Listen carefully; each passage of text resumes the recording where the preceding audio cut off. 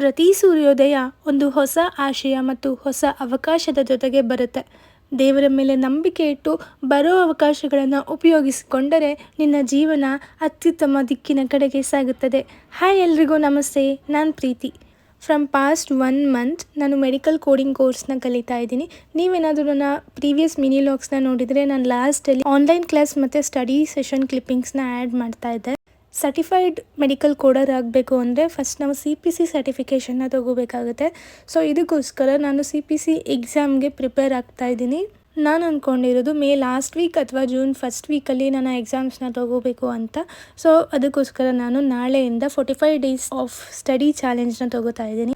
ಎಕ್ಸಾಮ್ಗೆ ಪ್ರಿಪ್ರೇಷನ್ ಹೇಗಿರುತ್ತೆ ಅಂತ ನೀವು ನನ್ನ ನೆಕ್ಸ್ಟ್ ಸ್ಟಡಿ ಮಿನಿ ಲಾಗ್ ಸೀರೀಸಲ್ಲಿ ನೋಡ್ತಾ ಹೋಗ್ಬೋದು. ನೆಕ್ಸ್ಟ್ ಯಾರೆಲ್ಲ ಮೆಡಿಕಲ್ ಕೋಡರ್ ಆಗಬೇಕು ಅಂತ ಅಂದ್ಕೊಂಡಿದ್ದೀರಾ ಅವ್ರಿಗೆ ಈ ವಿಡಿಯೋಸ್ ತುಂಬಾ ಹೆಲ್ಪ್ಫುಲ್ ಆಗ್ಬೋದು ಅಂತ ಅಂದ್ಕೊಂಡಿದ್ದೀನಿ.